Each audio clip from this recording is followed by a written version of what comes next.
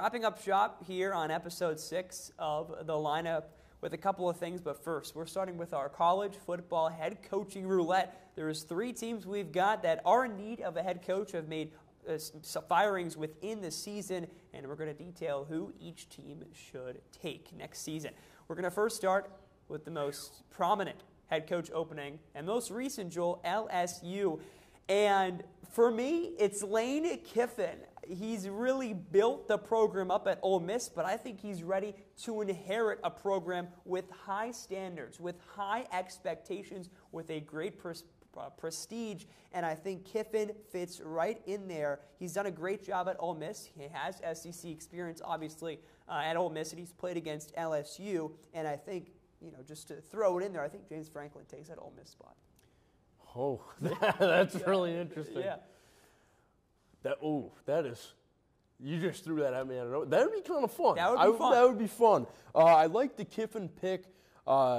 He's been there. I just don't know if he leaves Ole Miss. I think he likes it there, but if he can, that's a great pickup for LSU. I have Brent Key. Now, I think they should try for Saban. I think if he was ever going to come out of retirement, it would be for the LSU job. I think so, yeah. I think you're exactly right. I don't think he will, though. I like Brent Key a lot. The Georgia Tech head coach, he's a Georgia Tech grad, but he was born in Birmingham, Alabama. He was Alabama's offensive line coach from 2016 to 2018.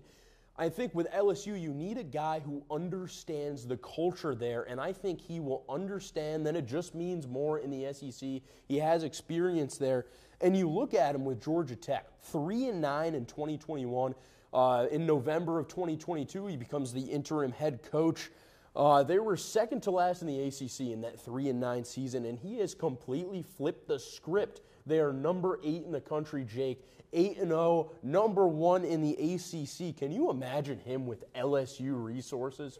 It would be insane, and I think that money grab is going to be, if he were to get hired for LSU, that would be the main thing for me. And the ACC is not, as competitive as the SEC, and the SEC has a lot more money to throw at him. Absolutely. But let's flip to Florida. Florida, Billy Napier was fired earlier in the season. Joel, who do you have taking over for the Gators?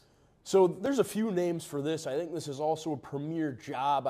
Eli Drinkwitz from Missouri has been tossed out. I even thought about Chucky a little bit. Oh, yeah. I could see him there. It's something about that I like.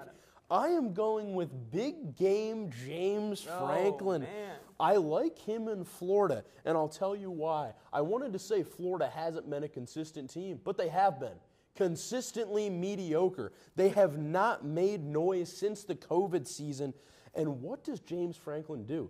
You can hate him for not winning big games, but he keeps teams consistently great. He had 2 9-win seasons at Vanderbilt. You hinted at that. And during that tenure, top 25 in the AP poll back-to-back years for the first time in Commodore history. Wow. I think he would be excellent at Florida. Obviously, the one worry is we know he can keep them consistently great. Can he make them consistently elite? I don't know, but I think he'd be a good fit for that job.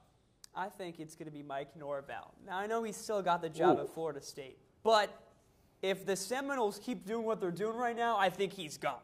Since he was hired back in 2019, only 2 seasons he's finished with an above 500 record, a bad season last year. This season looked promising, and maybe that's probably why he was going to keep his job if he does keep his job.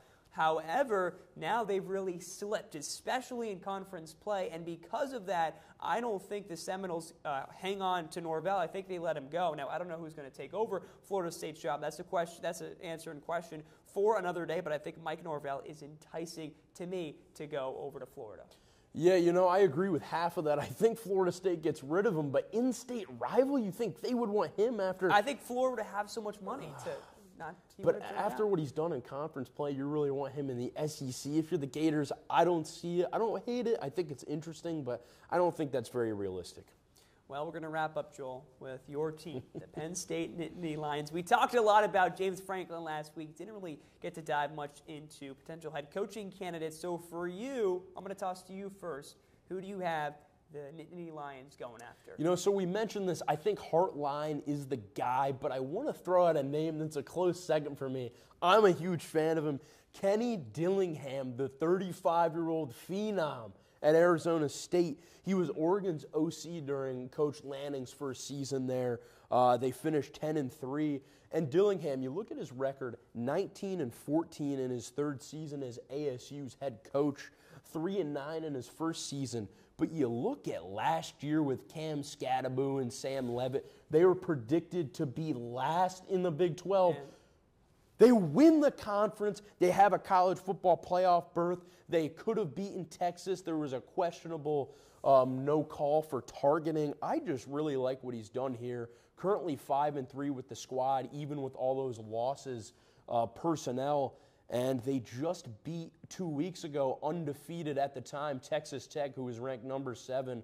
I really like Dillingham. He's a fun, energetic guy. Yeah, I think it's going to be a little hard for Penn State to get, but definitely a home run if they can get him. Money talks, right?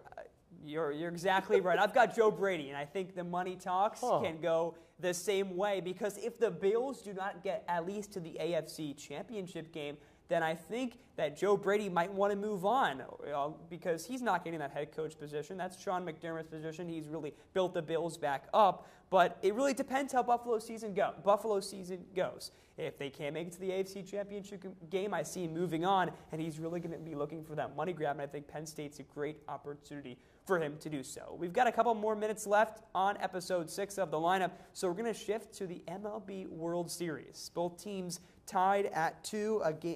Game 5 is starting in just a little bit. Joel, what have been your overall thoughts so far? So if you watch this show and you know I'm not a huge baseball guy, I don't follow it closely, but that 18-inning game, I mean, that was fun. That makes me want to dive into baseball more, and it reminds me, I always got to take it back to college football, the 2006 Rose Bowl. Just, you know, people say, if you want to make somebody a college football fan, what do you show them? I say that game.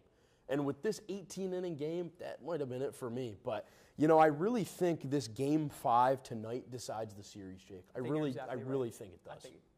Yeah, because whoever wins that game, if the Dodgers can win, then they just got to get one on the road in Toronto. If Toronto wins tonight, the Dodgers have to win 2 games away in one of the hardest places to play because you've got the Dome at Toronto Stadium. And I'm very surprised how the Dodgers have been playing. You know, they had a 2-1 lead. You mentioned it, the 18-inning game.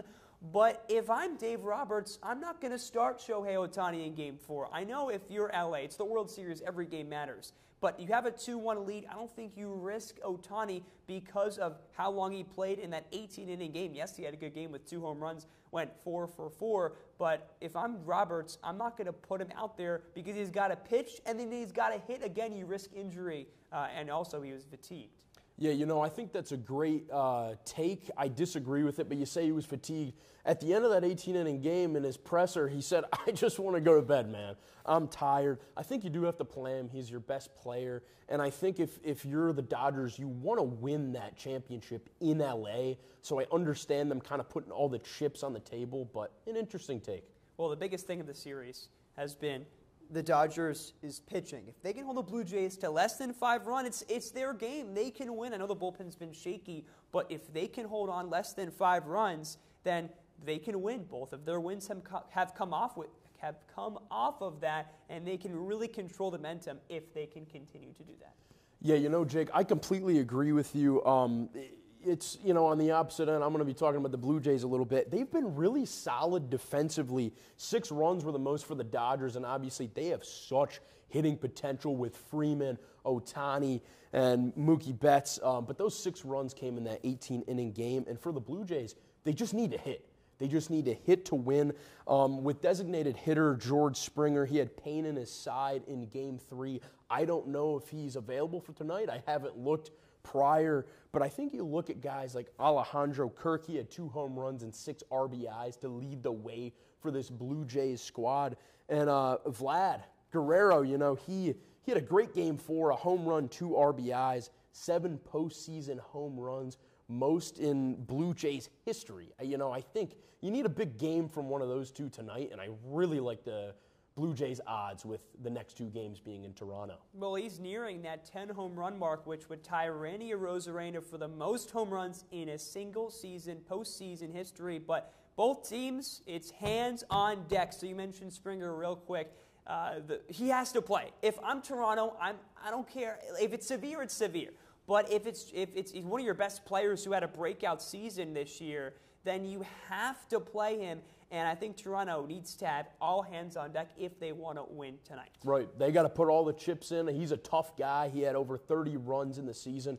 He's got to come out if they want to win. And he's been there before with the Astros. They took down the Dodgers in the 2017 World Series. But that'll do it for Episode 6 of The Lineup. From Joe Palachuk, I'm Jake Bowen saying good night from Syracuse.